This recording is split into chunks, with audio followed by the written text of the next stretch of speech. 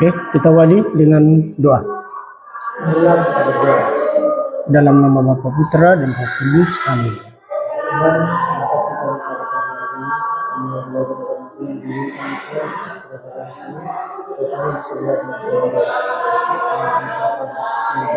Kita sama-sama mengucapkan Salam Maria 3 kali. Salam Maria, penuh rahmat, Tuhan sertamu, terpujilah engkau di antara wanita, dan terpujilah buah tubuhmu Yesus. Santa Maria, Bunda Allah, doakanlah kami yang berdosa ini, sekarang dan waktu kami mati. Amin. Salam Maria, penuh rahmat, Tuhan sertamu, terpujilah engkau di antara wanita, dan terpujilah buah tubuhmu Yesus. Santa Maria, Bunda Allah, doakanlah kami yang berdosa ini, sekarang dan waktu kami mati. Amin.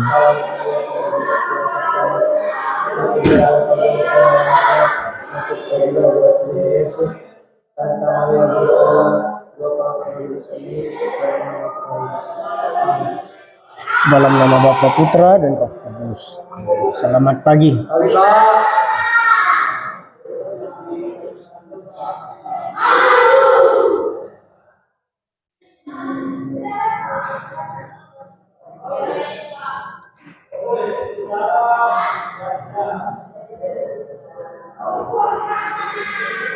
Baik,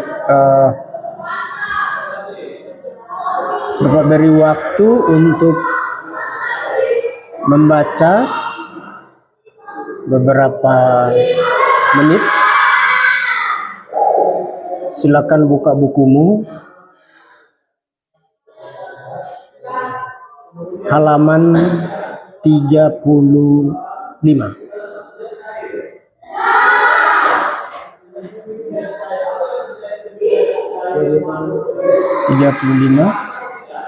Atau yang kamu punya itu terbitan Canisius, lihat daftar isi Maria teladan hidup beriman. Daftar isi, lihat daftar isi.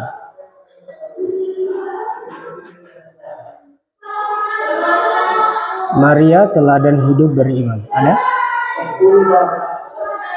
Halaman 40 itu? Oke, baik.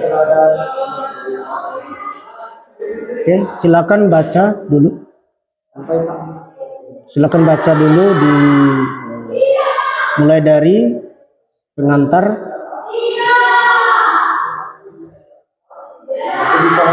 Iya.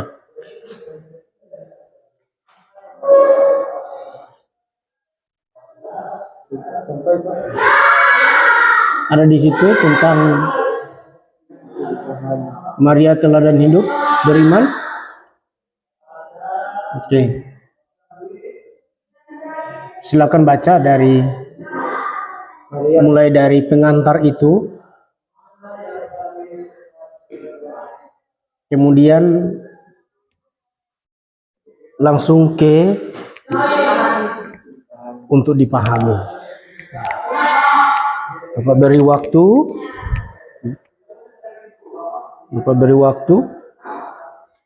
3 menit. Baca itu dulu.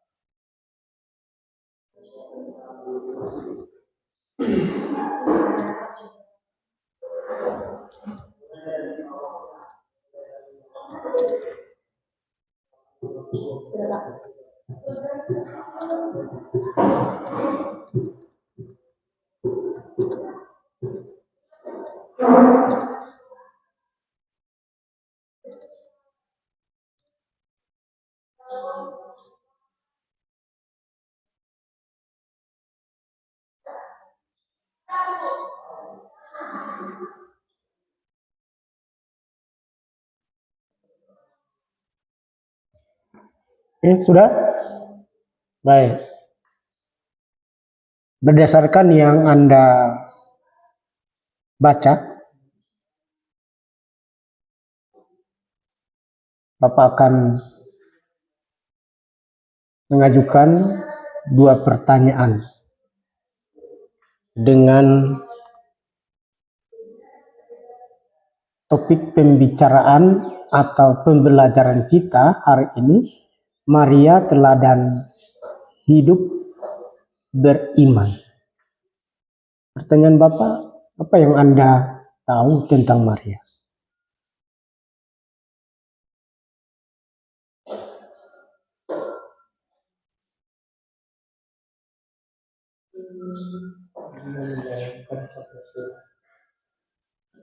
Apa?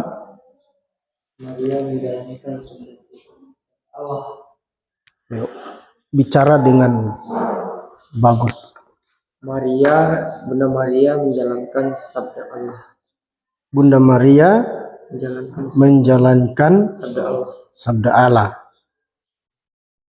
Titik atau masih koma? Titik, Pak. Titiknya. Bunda Maria adalah hamba Tuhan yang melaksanakan dan melakukan sabda Allah, suka dan duka. Suka dan duka. Titik atau udah koma? Titik, Pak. Titik ya. Oke, baik. Apakah bisa buka paragraf baru?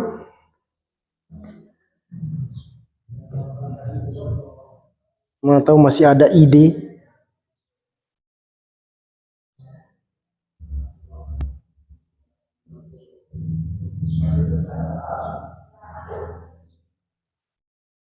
Tidak ada, Pak. Tidak ada. Cukup sampai di situ saja. Iya, Pak. Oh. Miranda ada? Ada membuka paragraf baru? Tidak ada, Pak. Mau tahu ada ide baru lagi? Tidak ada, Pak. Tidak ada ya. Baik.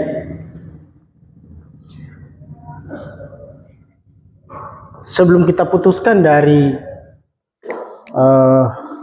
pertanyaan yang pertama, apa yang Anda tahu tentang Maria? Ternyata itulah yang Anda tahu, bahwa Maria menjalankan sabda Allah. Ya. Lalu yang kedua, Maria mendengarkan dan melaksanakan sabda Allah, sabda Allah, suka maupun duka.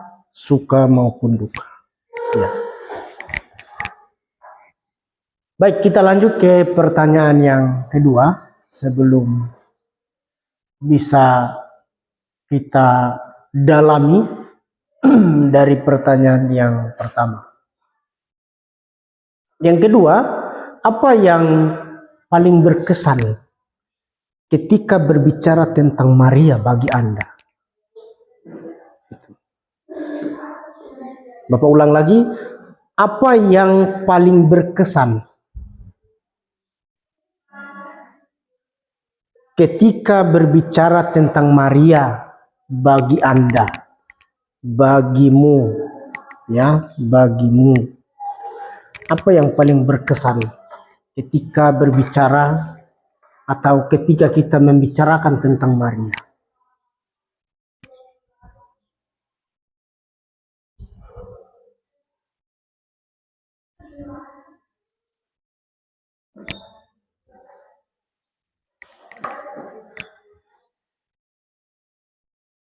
Kalian sudah baca tadi kan?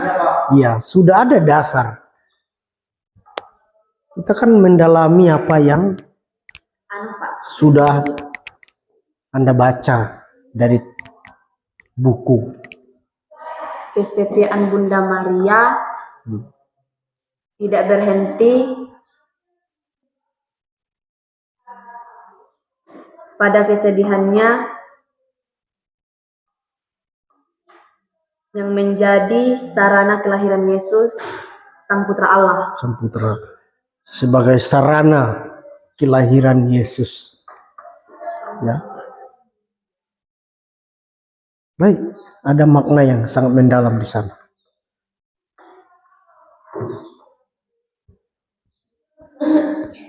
Kita dapat menghayati Bunda Maria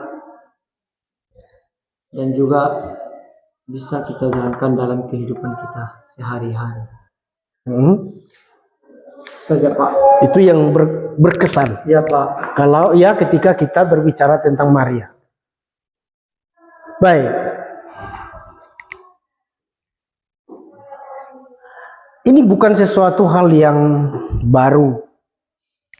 Ya, karena ini juga tanggal berapa sekarang? Tanggal 1. Satu apa? 1 Oktober. Di bulan Oktober itu apa yang kita lakukan sebagai orang Katolik? Rosario. Ya? Ya, Bulan Bunda Maria. Bulan Bunda Maria. Baik, ini bukan sesuatu hal baru, ya. Tetapi bagi orang Katolik itu menjadi tradisi, ya. Tradisi dalam penghayatan iman, ya, bagaimana peran Maria dalam menanggapi sabda Allah itu dalam kehidupannya. Tadi dikatakan bahwa Maria itu dijadikan sebagai sarana, ya, kehadiran Yesus di dunia. Itu secara umum yang boleh kita pahami, ya. Dan itu di kalangan Katolik peran Maria itu sangat penting ternyata dalam sejarah untuk memperjuangkan keselamatan terutama bagi manusia, bagi kita. Gitu. Ya. Maka hari ini kita akan mendalami bagaimana Maria itu menjadi teladan dalam hidup beriman kita sebagai orang Katolik, ya. Orang yang beriman kepada Bapa, Putra, dan Roh Kudus. Dalam ikatan Roh Kudus itulah kita ya memperoleh makna kehidupan sebagai orang yang mengimani Bapa, Putra, dan Roh Kudus.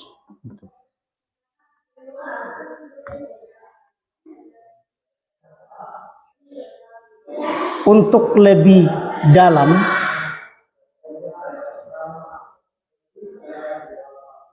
proses pembelajaran kita, mari kita baca kitab suci.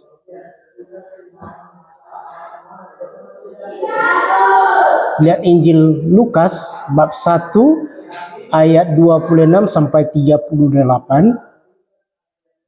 Bagaimana Maria itu menanggapi panggilan dan kehendak Allah.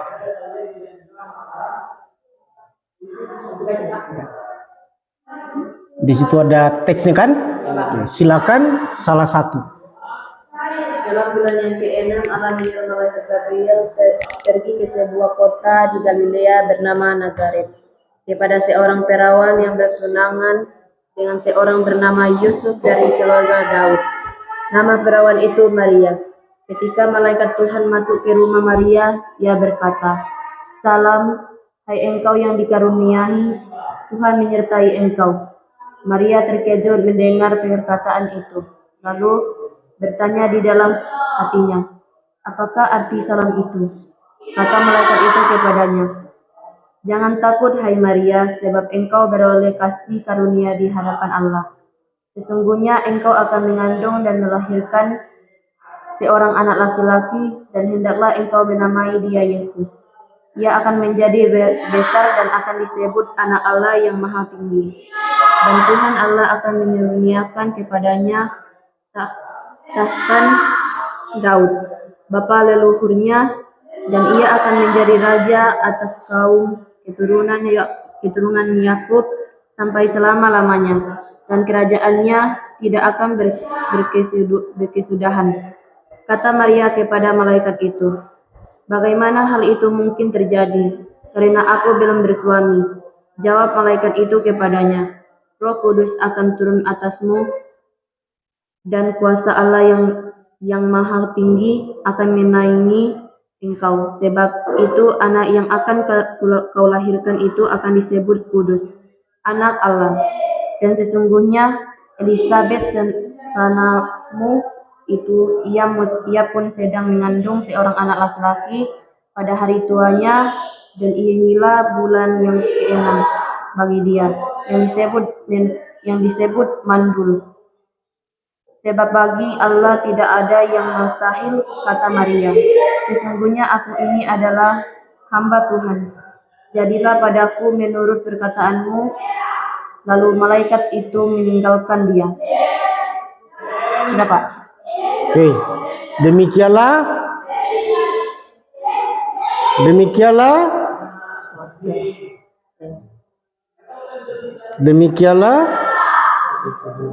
Sabda Tuhan.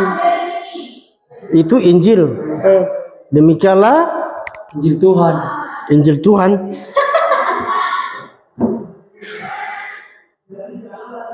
Baik, kita ulangi ya. Kita baca sekali lagi supaya lebih dapat. Ya, silakan. Dalam bulan yang ke-6, Allah menyuruh malaikat Gabriel pergi ke sebuah kota di Galilea bernama Nazaret, kepada seorang perawan yang bertunangan dengan seorang bernama Yusuf dari keluarga Daud. Nama perawan itu Maria. Ketika malaikat itu masuk ke rumah Maria, ia berkata, "Salam, hai engkau dikaruniai, Tuhan menyertai engkau." Maria terkejut mendengar perkataan itu, lalu bertanya di dalam hatinya, "Apakah arti salam itu?" Kata malaikat itu kepadanya, "Jangan takut, hai Maria, sebab engkau beroleh kasih karunia di hadapan Allah. Sesungguhnya engkau akan mengandung dan akan melahirkan seorang anak laki-laki, dan hendaklah engkau menamai dia Yesus. Ia akan menjadi besar dan akan disebut Anak Allah yang Maha Tinggi. Dan Tuhan Allah akan mengaruniaikan kepadanya tahta Daud bapa leluhurnya, dan ia akan menjadi raja atas kaum keturunan Maria." Kepada malaikat itu, "Bagaimana hal itu mungkin terjadi? Karena aku belum bersuami." Jawab malaikat itu kepadanya, "Roh Kudus akan turun atasmu dan kuasa Allah yang Maha Tinggi akan menaungi engkau. Sebab itu anak yang akan kau lahirkan itu akan disebut kudus, Anak Allah.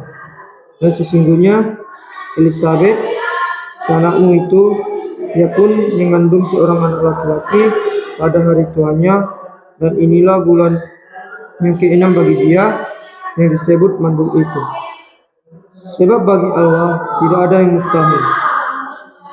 Kata Maria, "Sesungguhnya aku ini adalah anak hamba Tuhan, jadilah padaku menurut perkataanmu itu." Lalu malaikat itu meninggalkan dia. Sudah, Pak.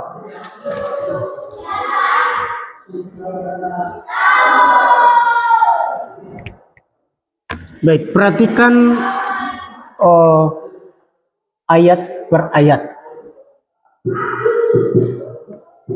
Ya. Kita dalami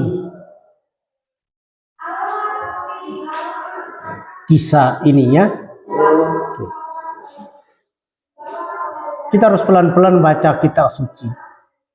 Literasinya lebih kita perdalam.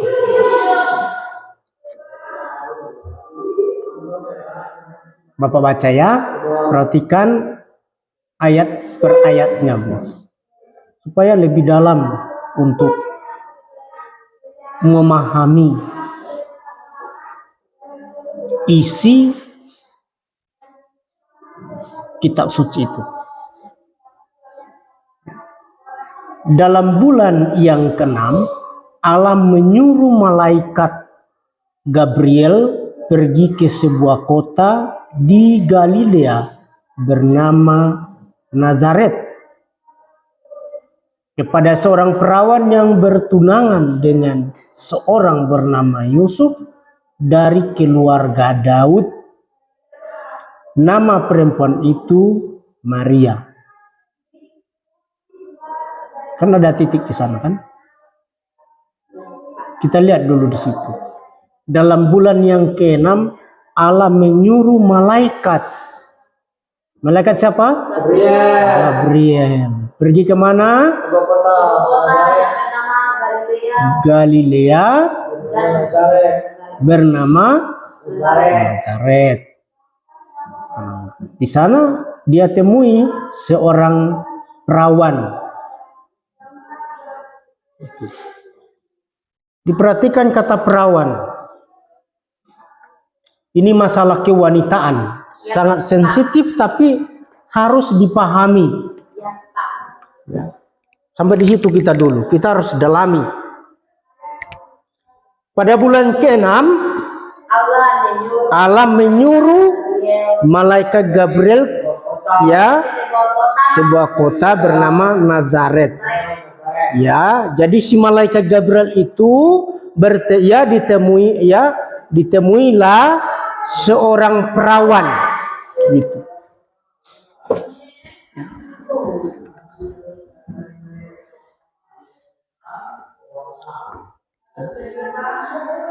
Ada kalimat-kalimat atau kata-kata inti yang harus kita, dan ini menjadi persoalan. Makanya Bapak sengaja untuk mengoreksi. Yang bertunangan dengan seorang bernama Yusuf. Kata bertunangan.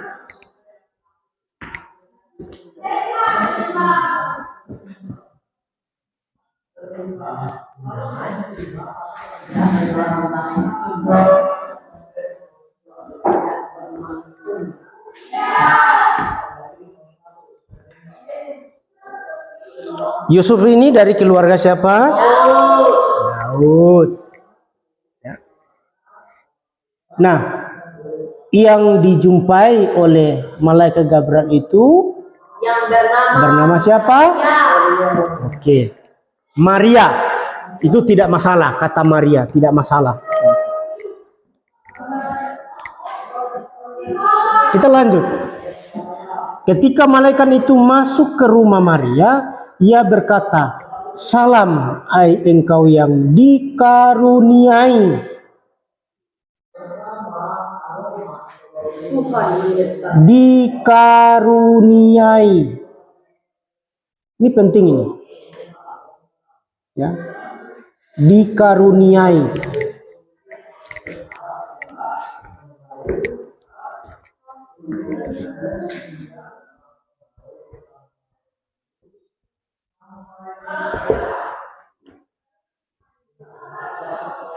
Tuhan menyertai engkau. Maria terkejut mendengar perkataan itu, lalu bertanya di dalam hatinya. Maria tidak langsung bertanya kepada malaikat begitu. Atau dia bertanya, "Kamu siapa? Emangnya kamu siapa?" Tapi justru Maria itu bertanya dalam hatinya begitu.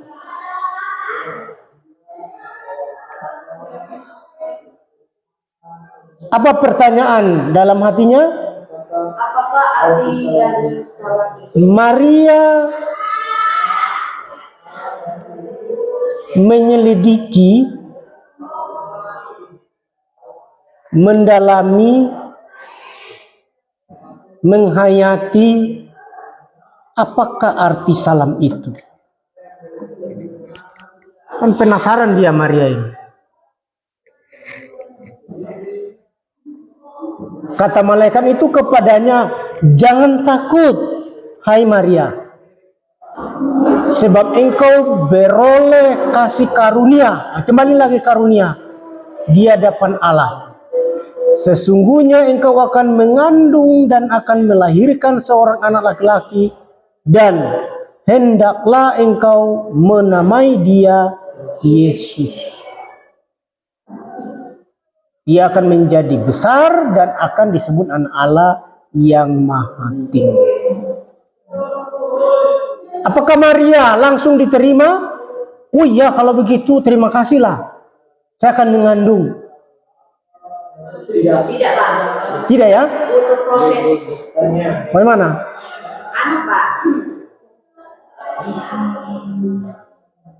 Dan Tuhan Allah akan mengaruniakan kepadanya tahta Daud, bapa leluhurnya, dan ia akan menjadi raja atas kaum keturunan Yakub sampai selama-lamanya, dan kerajaannya tidak akan berkesudahan. Apa jawaban Maria? Kata Maria kepada malaikat itu, "Bagaimana hal itu mungkin terjadi karena aku belum bersuami?" Ingat,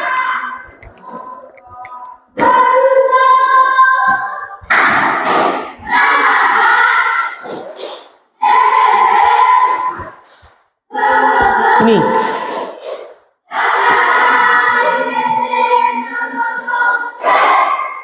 Yusuf dengan Maria, mereka masih dalam tahap ini.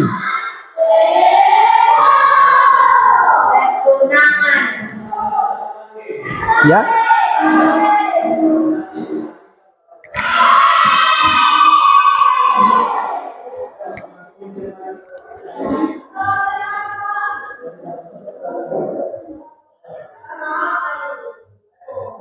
Jadi selain Maria itu bertanya dalam hatinya apa arti salam itu. Nah, ketika malaikat Gabriel menyampaikan kepada Maria, engkau akan mengandung dan melahirkan,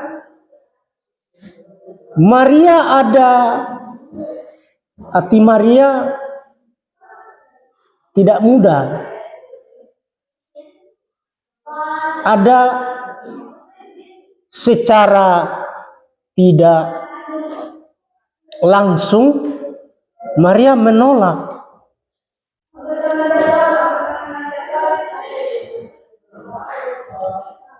Dan itu, ucapan itu tidak baik dalam penyampaian itu bagi kepada perempuan yang masih gadis, belum bersuami. Itu suatu ucapan yang memalukan.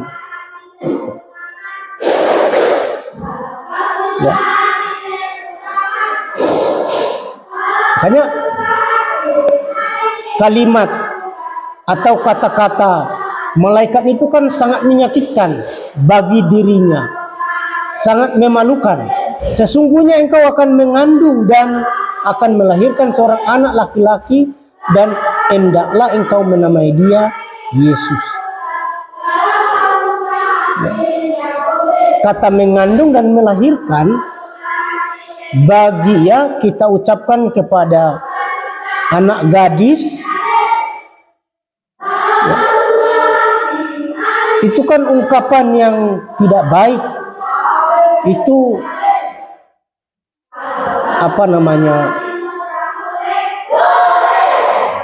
sepertinya kita itu meremehkan perempuan begitu. Seperti perempuan yang tidak berharga, tidak bernilai. Gitu. Sama seperti Miranda misalkan. Bapak akan sampaikan seperti yang disampaikan oleh malaikat Gabriel ini, tentu dalam hatimu itu tidak menerima. Dan itu merasa malu. Padahal saya tidak ada apa-apanya. Saya tidak pernah mengenal laki-laki gitu.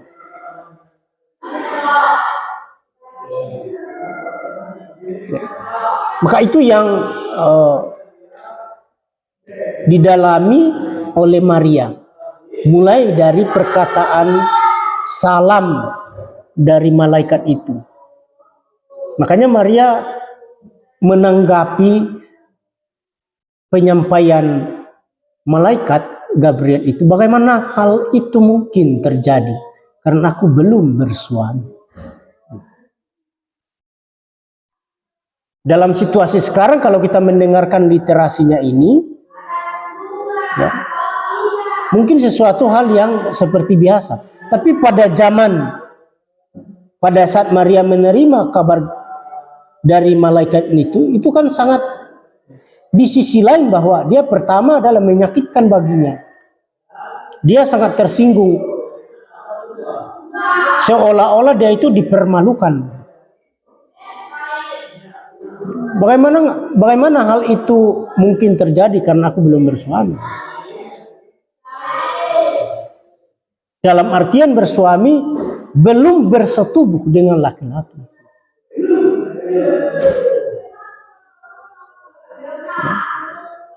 Tentu Maria jujur menjawab, menanggapi itu.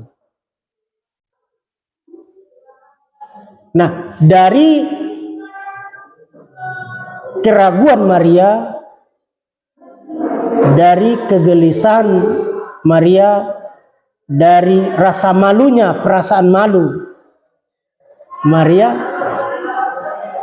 malaikat menjawab kepada Maria itu.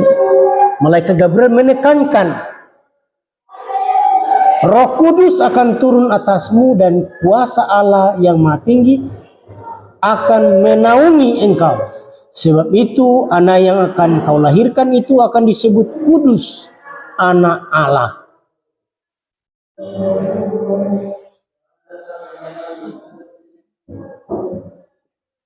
Ini sangat berkesan bagi Maria. Jawab malaikat itu kepadanya, kepada Maria maksudnya, Roh Kudus akan turun atasmu dan kuasa Allah yang Maha Tinggi akan menaungi engkau. Sebab itu anak yang akan kau lahirkan itu akan disebut kudus, anak Allah.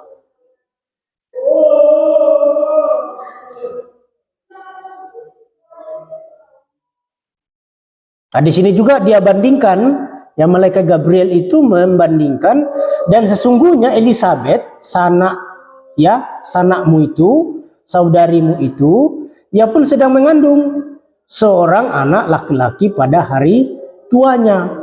Dan inilah bulan yang ke-6 bagi dia yang disebut mandul itu. Jadi Elizabeth itu, dia tidak punya anak. Ya, siapa suaminya? Tidak tahu, Pak. Tidak tahu.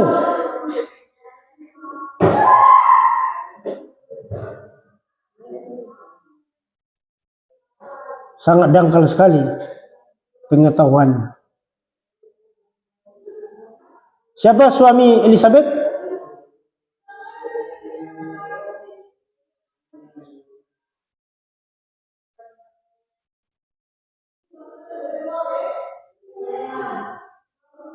Siapa suami Elizabeth?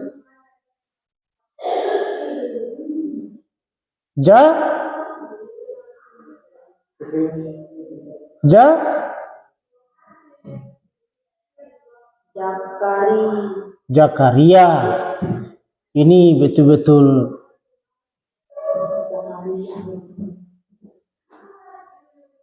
ya. Ya, jadi malaikat Gabriel menekankan kembali ada perbandingan bahwa Elizabeth juga saudarimu itu dia sedang mengandung, ya, seorang anak laki-laki pada hari tuanya, ya, dan inilah bulan yang ke-6 bagi dia yang disebut mandul itu, ya. Jadi Elizabeth ini punya pengalaman sekian tahun sampai tua, sampai keriput, peot, sudah wajah nenek-nenek itu. Tapi dalam masa tuanya kok bisa dia mengandung begitu.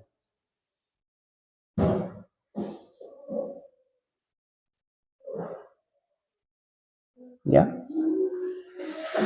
Nah, ini juga tidak bisa dibandingkan, oh ya, orang yang sudah sekian lama berkeluarga tidak dikaruniai anak mereka, ya tunggu aja lah sampai tua, sampai peot, sampai sudah tua baru mengandungnya. Jangan bayangkan seperti pengalaman Elizabeth zaman sekarang, ya, karena bagi perempuan itu punya yang namanya siklus.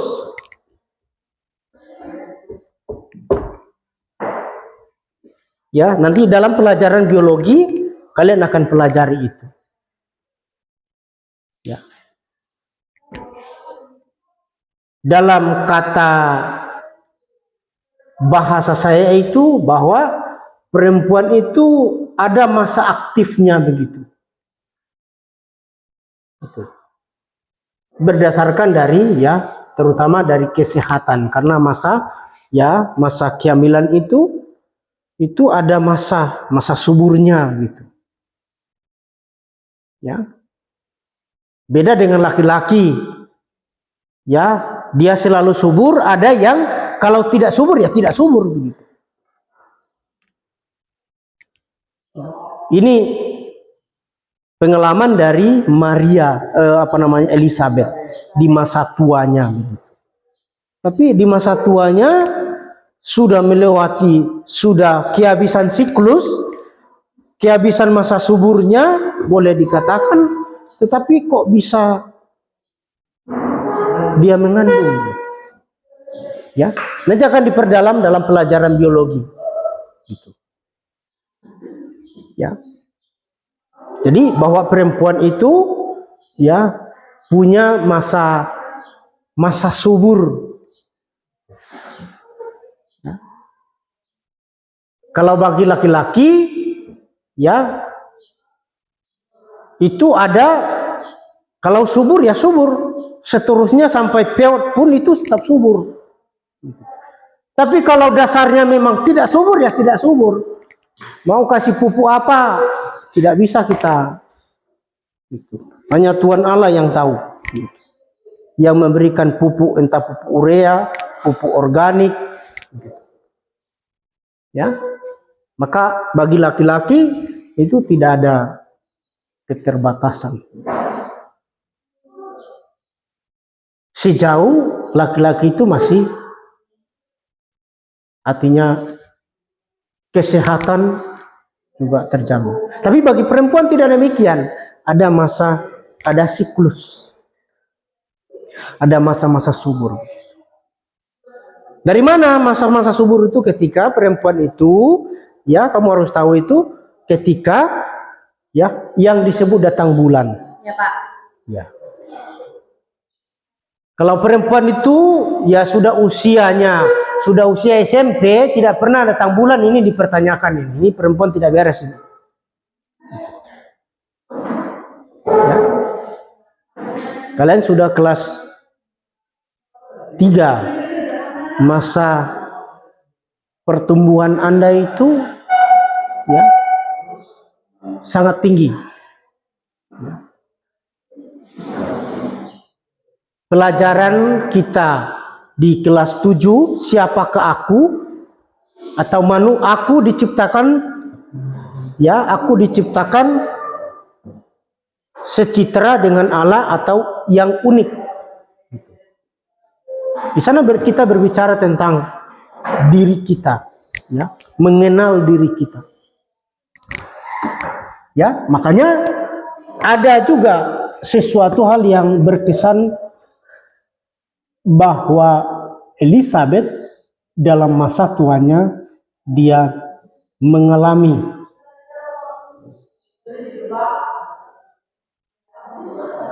masa kesuburannya. Mestinya kalau sudah tua itu tidak subur lagi. Ya, itu di luar dari pemikiran dan yang kita ketahui sebagai manusia. Itu kan di luar dari nalar kita. Sama juga seperti Maria. Maria mengandung yang disampaikan oleh Gabriel, malaikat Gabriel. Itu kan di luar dari nalar kita sebagai manusia. Makanya Maria itu mempertanyakan dalam hatinya, apakah arti salam itu? Ya. Ketika malaikat Gabriel menekankan bahwa dia akan mengandung, makanya dia bertanya ya kepada, mau menyatakan bagaimana hal itu mungkin terjadi dalam diriku sementara aku belum bersuami.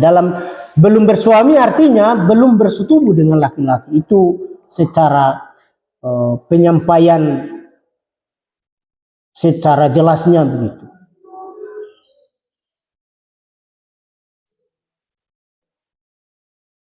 Sebab bagi Allah tidak ada yang mustahil. Ini di luar nalar kita, di luar apa yang kita pikirkan oleh manusia. Sebab bagi Allah tidak ada yang mustahil. Kata Maria, apa kata Maria? Lihat ayat 38. Aku ini adalah hamba Tuhan. Jadilah padaku menurut perkataanmu. Nah, sesungguhnya aku ini adalah hamba Tuhan, jadilah padaku menurut perkataanmu itu. Ini sangat berkesan. Ya. Ungkapan Maria inilah yang menjadi dasar, salah satu dasar ya. Salah satu dasar penyerahan dirinya atas kehendak Allah. Ketika malaikat Gabriel mengatakan, menekankan dalam keraguan Maria, sesungguhnya engkau akan mengandung dan akan melahirkan seorang anak laki-laki dan hendaklah disebut anak Allah yang Maha Tinggi. Dan Tuhan Allah akan mengaruniakan kepadanya tata Daud bapa leluhurnya. Dan ia akan menjadi raja atas kaum keturunan Yakub sampai selama-lamanya, dan kerajaannya tidak akan berkesudahan. Ya. Makanya malaikat itu menjawab, Roh Kudus akan turun atasmu dan kuasa Allah yang Maha Tinggi akan menaungi engkau. Sebab itu anak yang akan kau lahirkan itu akan disebut kudus, anak Allah. Maka Maria menanggapi, ya, itu ungkapan penyerahan diri secara total atas kehendak Allah. Sebab, ya, sesungguhnya aku ini adalah hamba Tuhan, jadilah padaku menurut perkataanmu itu. Ini kan ungkapan penyerahan diri atas kehendak Allah. Gitu. Membiarkan Allah yang berkuasa dalam diri Maria itu. Ya.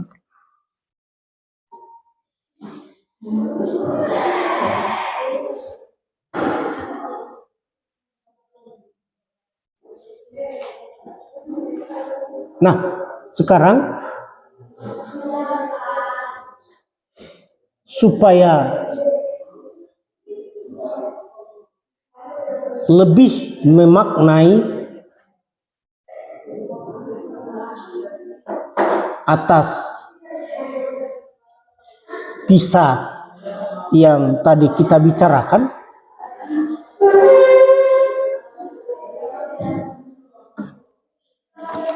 menjadi tugas Anda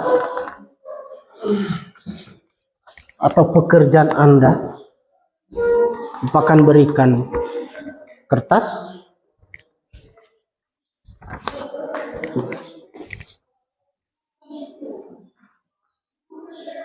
dengan menjawab sambil merefleksikan sabda Tuhan ini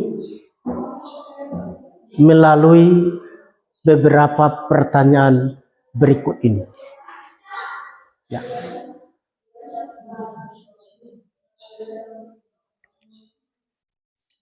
Pertanyaan yang pertama,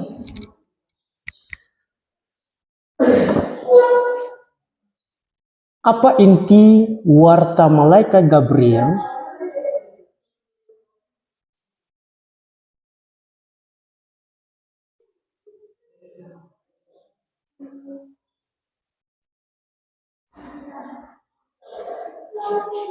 yang disampaikan kepada Maria?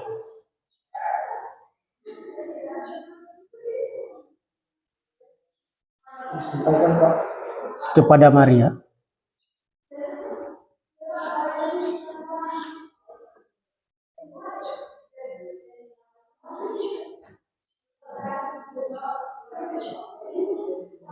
Kedua,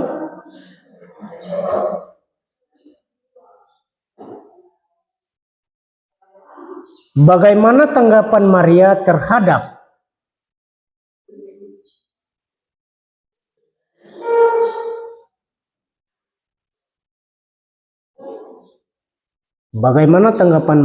terhadap warta malaikat Gabriel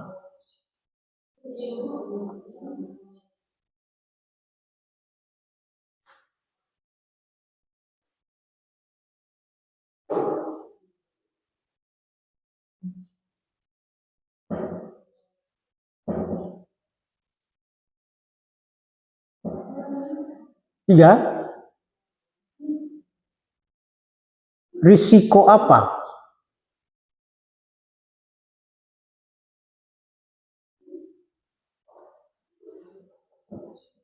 yang akan dihadapi Maria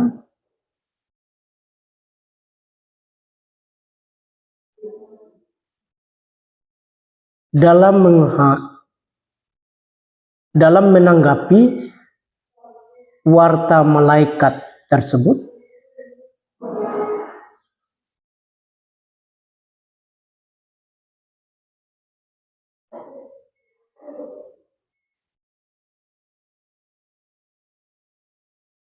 Oke, diperhatikan pertanyaan ini. Risiko apa? Maksudnya di sini konsekuensi, ya, bahasa kerennya lebih pasnya itu apa, ya? Apa konsekuensi, ya, yang akan dihadapi Maria dalam menanggapi warta malaikat tersebut, ya? Apa nanti akibatnya begitu? Berakibat begitu? Apa akibatnya? Apa resikonya? Begitu. Apa yang menjadi tantangannya? Apa maksudnya di pertanyaan ketiga ini? Ya. Yang keempat, apa peran Maria dalam sejarah karya keselamatan Allah bagi manusia? Tadi dalam pertanyaan awal kalian sudah bisa jawab, gitu ya. Apa peran Maria? Apa peran Maria dalam sejarah karya keselamatan Allah? Dalam sejarah karya keselamatan Allah bagi manusia?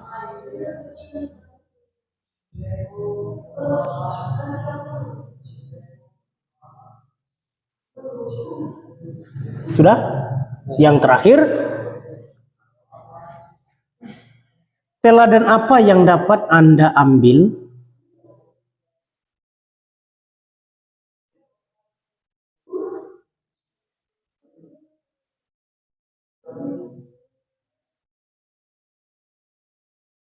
dari sikap Maria tersebut?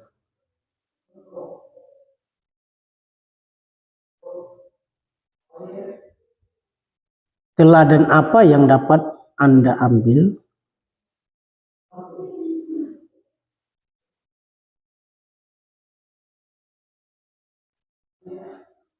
dari sikap Maria tersebut? Oke, silakan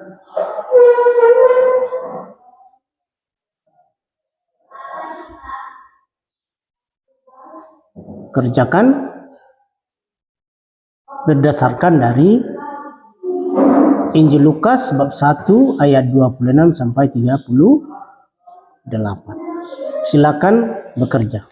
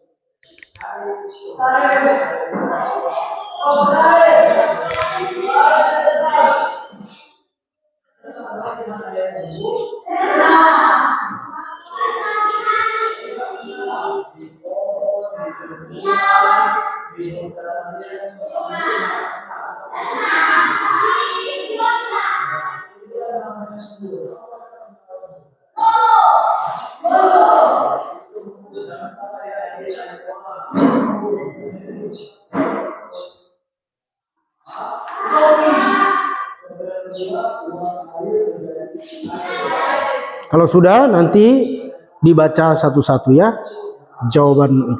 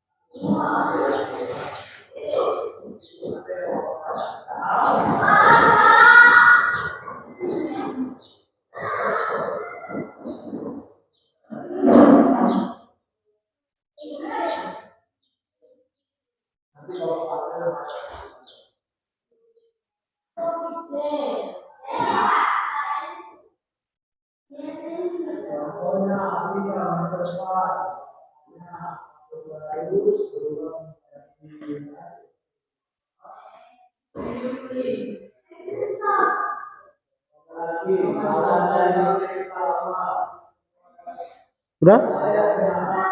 Siapa yang duluan?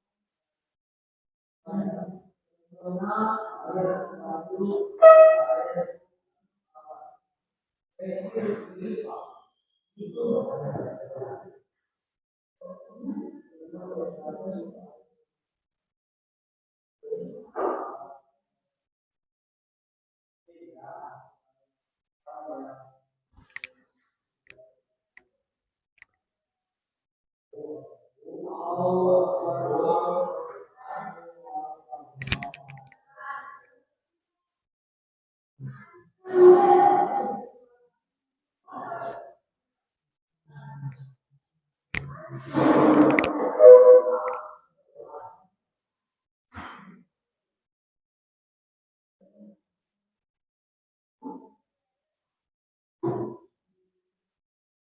ada yang selesai?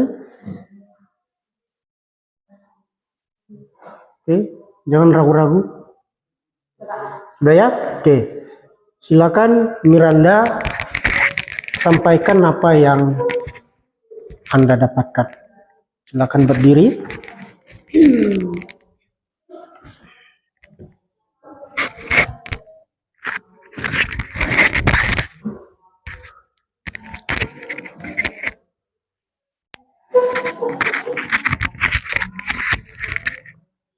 Sini Pak. Yang nomor 1, apa inti warta malaikat Gabriel yang disampaikan kepada Maria? Jawabannya, malaikat Gabriel berkata kepada Maria, sesungguhnya engkau akan mengandung dan akan melahirkan seorang anak laki-laki, dan hendaklah engkau menamai dia Yesus. Yang kedua, bagaimana tanggapan Maria terhadap warta malaikat Gabriel? Jawabannya, Maria berkata kepada malaikat Gabriel, bagaimana hal itu mungkin terjadi karena aku belum bersuami. Resiko apa? Yang ketiga, resiko apa yang akan dihadapi Maria dalam menanggapi warta malaikat Gabriel? Jawabannya, ia akan melahirkan anak laki-laki, hendaklah ia akan melahirkan anak Allah yang maha tinggi. Yang keempat, apa peran Maria dalam sejarah karya keselamatan Allah bagi manusia? Kesetiaan Bunda Maria tidak berhenti, kesedihannya menjadi sarana kelahiran Yesus, Sang Putra Allah.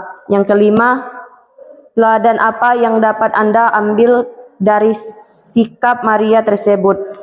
Karena Bunda Maria adalah hamba Tuhan karena Bunda Maria adalah hamba Tuhan yang mendengarkan dan melaksanakan sabda Allah dalam suka maupun duka. Sudah Pak. Terima kasih. Silakan duduk. Nah, itulah jawaban ya Miranda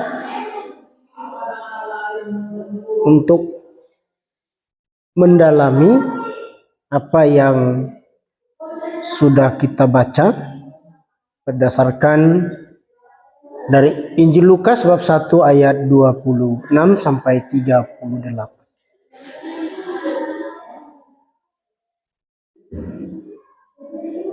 Oke, kita tunggu apa jawaban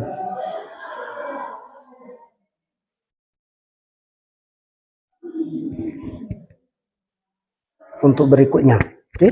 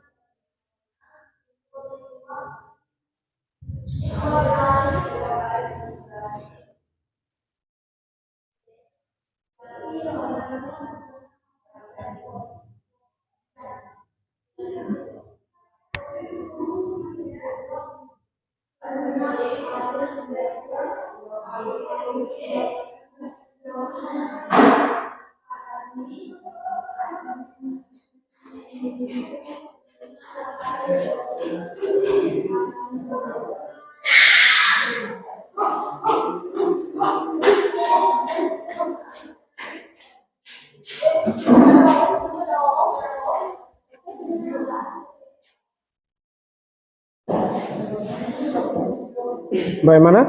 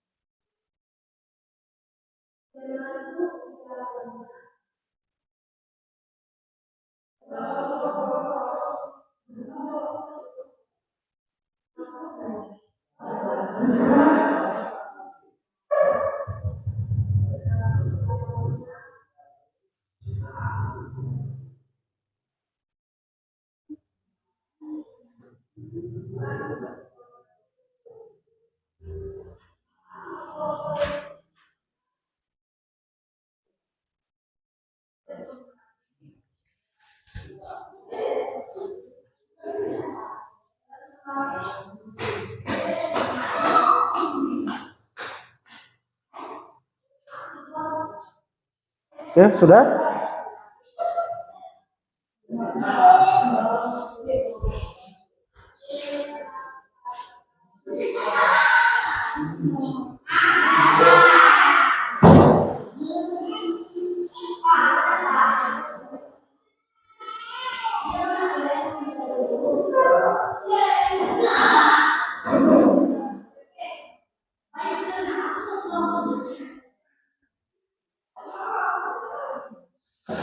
Sudah ya? Oke.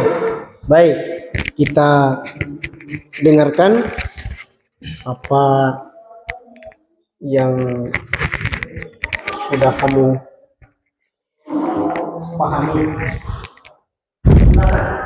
Apa inti warta malaikat Gabriel yang disampaikan kepada Maria?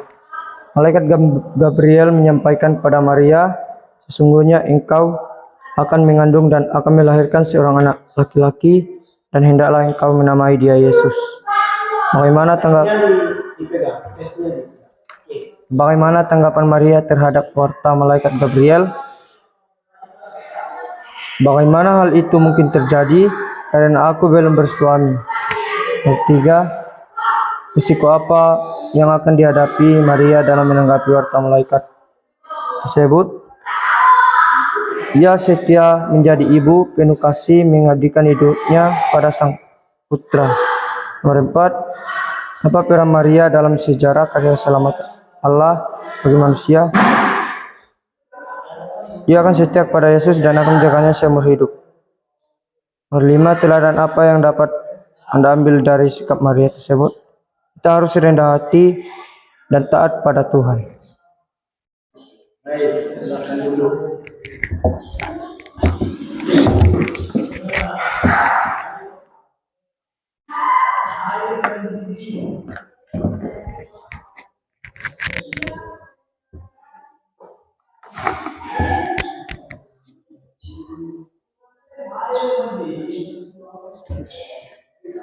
Oke, dari 5 pertanyaan itu ya membantu Anda dalam lebih mendalami ya apa yang seharusnya kita teladani peran Maria dalam karya keselamatan itu. Namun sebelum di sana kita lebih dalam lagi dalam hal istilah ya yang menjadi persoalan bahkan di kalangan umat Katolik ya masih ada keraguan kata perawan Ya, ini.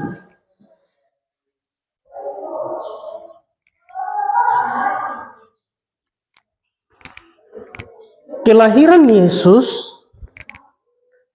itu prosesnya sama seperti proses kita manusia ini lahir, dilahirkan oleh ibu kita. Ya, ini. Tetapi berbicara perawan dalam konteks Maria,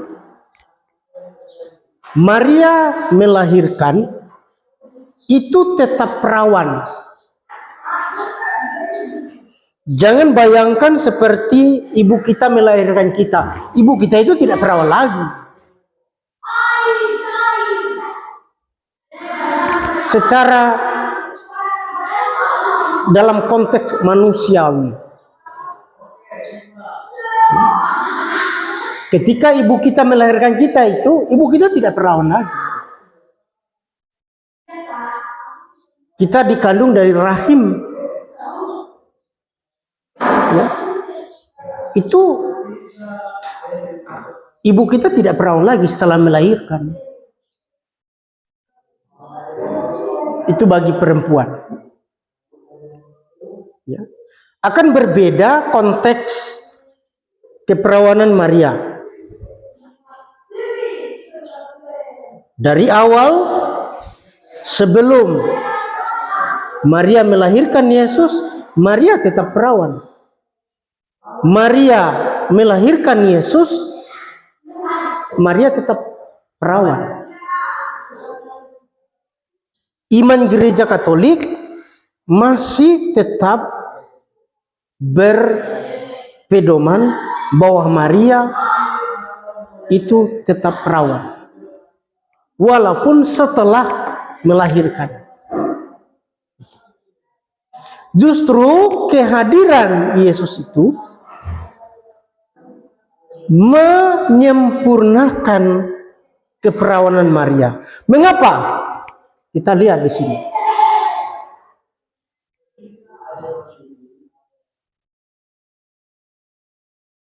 Ya. Sebab bagi Allah tidak ada yang mustahil. Ini. Makanya keperawanan Maria jangan bayangkan seperti konteks kita sebagai manusia saat ini yang berhubungan dengan sudah bersuami. Kalau seorang perempuan sudah bersuami, sudah bersetubuh dengan laki-laki, itu tidak berperawan lagi dalam konteks bersuami. Tapi kalau kita berbicara soal perawan, walaupun belum bersuami, ketika misalkan perempuan hati-hati, perempuan terjatuh, celaka, misalkan jatuh di motor, itu terjadi pendarahan, itu tidak perawan lagi. Tidak berarti harus dialami dulu berhubungan dengan laki-laki, tidak. Maka ini konteksnya harus dipahami di sana. Makanya dalam gereja Katolik itu keperawanan Maria masih tetap dipegang teguh sebelum dan sesudah melahirkan Yesus. Maria tetap perawan. Jangan bayangkan seperti ibu kita melahirkan kita. Sudah bersetubuh aja mereka itu sudah tidak perawan lagi. Itu jelas. Apalagi ibu kita melahirkan kita. Ya, jangan bayangkan secara secara konteks yang zaman kita manusia begitu. Maria itu manusia atau perempuan yang seperti kita. Tetapi tadi yang dikatakan bahwa Maria itu sebagai sarana kehadiran Yesus. Allah memakai Maria sebagai sarana kehadiran Yesus ke dunia, berproses lahir seperti kita manusia, kecuali dalam dosa. Ini gereja Katolik sangat memegang itu, masih memegang soal keperawanan Maria. Ya. Nah, bicara soal tunangan. Ya.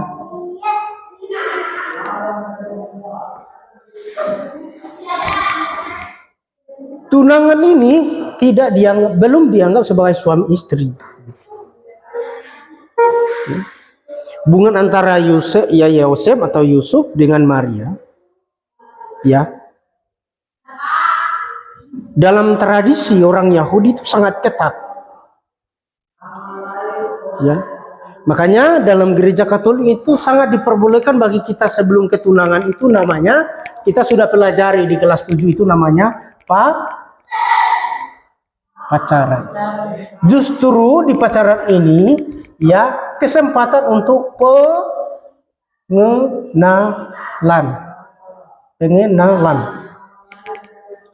antar pasangan. Dalam gereja Katolik ini sangat disarankan bagi orang muda untuk mengenal pasangannya. Ya. Ketika di masa pacaran baru ada di tunangan. Tunangan ada ikatan yang biasa dilakukan itu tukar cincin. Yang zaman sekarang, ya. Tetapi dulu orang tua kita itu kasih kain dulu. Saya tidak tahu, kurang paham di sini. Dari ibu kami dari pihak laki-laki mendatangkan pihak perempuan itu memberikan satu kain itu sebagai tanda pengikat, dan itu masih bisa putus itu, ya. Nah di situ ada kesepakatan, ketika kamu tidak taat, tidak setia apa kesepakatan ini, kamu akan didenda. Kalau laki-laki tidak setia, perempuan akan denda laki-lakinya. Begitu juga sebaliknya. Itu masih bisa di tunangan itu. Ini. Di sini. Ya. Nah, dalam gereja Katolik sangat ditekankan soal ini, sangat disarankan untuk mengenal pasangan. Tetapi di pacaran ini juga bertentangan budaya kita sebagai orang Mentawai. Ya, misalkan pacarnya si Miranda, bawalah ke rumahmu, itu tidak boleh. Demikian juga ada pacarmu, ya kamu bawa ke rumahmu, itu belum boleh sayang. Ya, ini harus dipahami. Walaupun itu gereja Katolik sangat menyarankan ada pacaran. Ini. Karena dalam budaya kita apalagi kami orang Seberut, itu masih sangat kental soal budaya.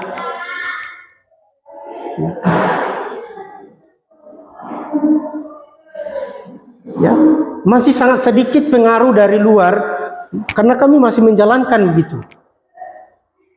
Ya.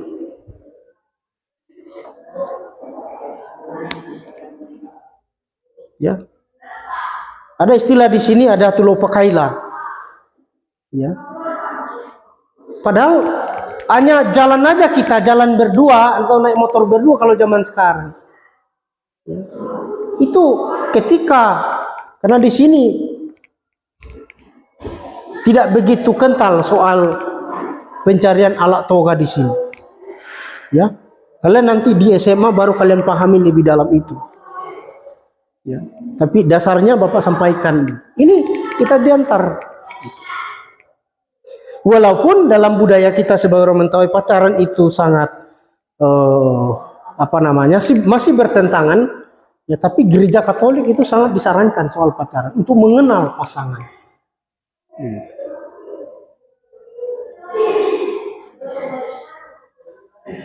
Nah, sekali lagi bahwa keperawanan Maria sebelum dan sesudah melahirkan Yesus, gereja Katolik memegang teguh bahwa Maria tetap perawan. Jadi kelahiran Yesus, Maria melahirkan Yesus tidak merusak perawannya Maria. tidak sama dengan kita, ibu kita melahirkan kita begitu. Kenapa? Tidak ada hubungan suami istri.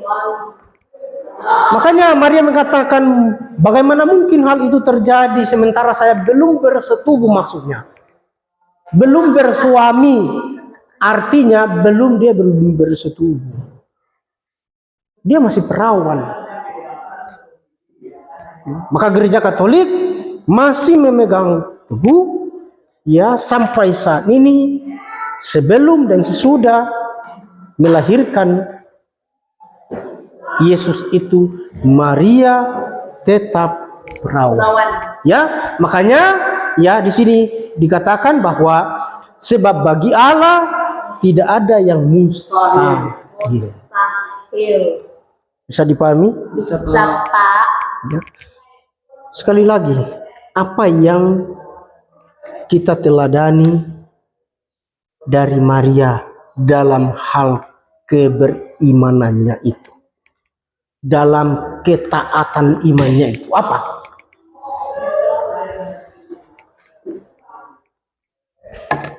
Di situ intinya.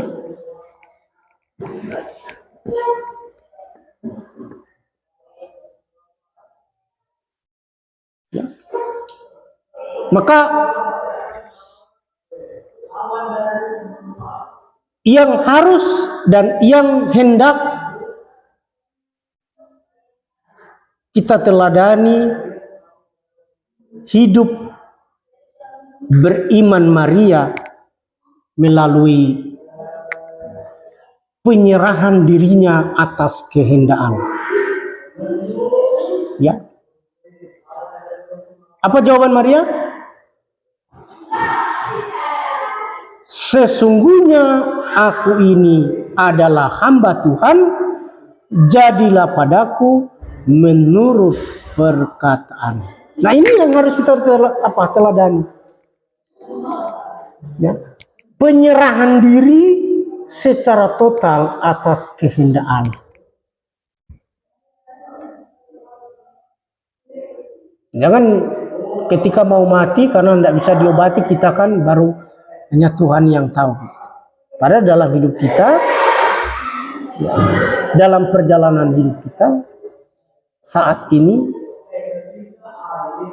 kita menyerahkan penyerahan diri secara total atas kehendak Tuhan Sang Pencipta kita.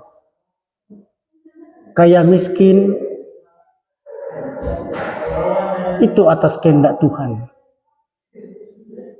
ya, bukan atas kehendak pribadi kita. Ya,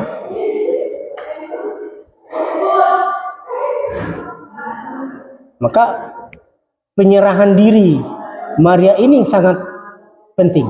Sesungguhnya aku ini adalah hamba Tuhan, jadilah padaku menurut perkataanmu itu. Nah, apa yang menjadi aplikasinya dalam kehidupan keseharian kita itu? Ya. Pertama dan utama, hidup kita lebih ekaristis. Dalam artian, hidup kita penuh dengan syukur. Mensyukuri hidup dengan cara jaga kesehatan, tidak mencuri. Jangan lupa berdoa. Ya, itu dia. Tahu bersyukur atas hidup.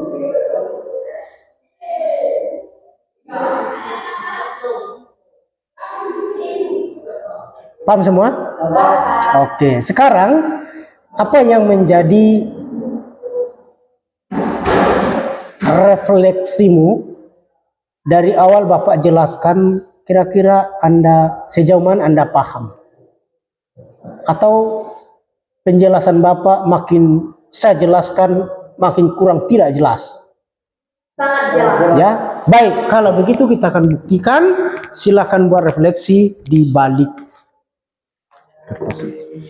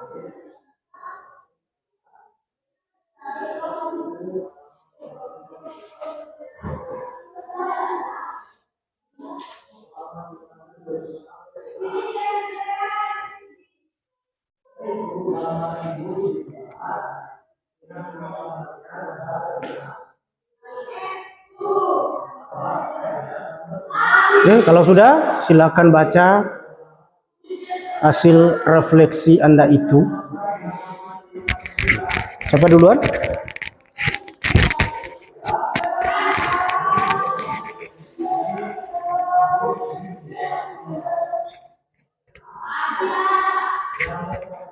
Oke.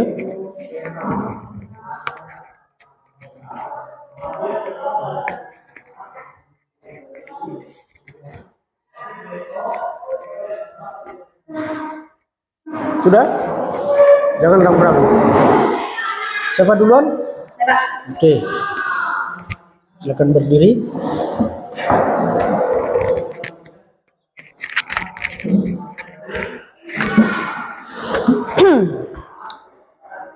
Hasil refleksi yang saya dapat, saya sangat senang dan sangat mengerti yang Bapak jelaskan tentang kelahiran Yesus Kristus Putra Allah yang tinggi. Saya juga senang karena mengetahui tentang kelahiran Yesus yang dikandung oleh perawan Maria. Itu saja, Pak. Baik, terima kasih. Silakan duduk. Sama-sama. Oke. Apa hasil ya refleksimu atas pembelajaran kita hari ini?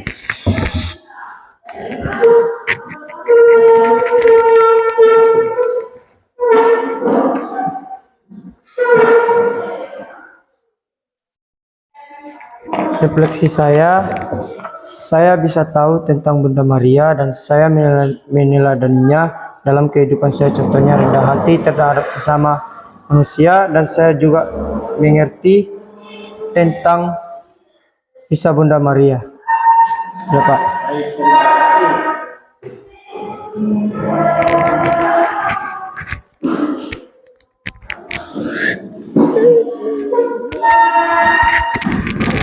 Baik, itu yang kita dalami tentang Maria, yang kita teladani penyerahan diri secara total atas kehendak Allah. Itu yang sangat penting ya atas keberimanan kita. Nah, minggu depan kita akan membahas bagaimana kita sebagai orang beriman kepada Bapa, Putra, dan Roh Kudus ketika kita berada di tengah masyarakat. Ketika kita berada berbagai perbedaan agama, ras, ya etnis, dan lain sebagainya. Bagaimana sikap kita sebagai orang yang beriman itu? Baik, kita akan akhiri dengan doa. Silakan pandu doa kita ucapkan cukup sekali salam Maria, dan untuk kegiatan-kegiatan bulan Oktober ini silakan bergabung ke lingkungan atau ke stasi masing-masing untuk mengadakan doa rosari. Silakan. Dalam nama Bapa, Putra, dan Roh Kudus. Amin. pagi ini kami sudah selesai belajar.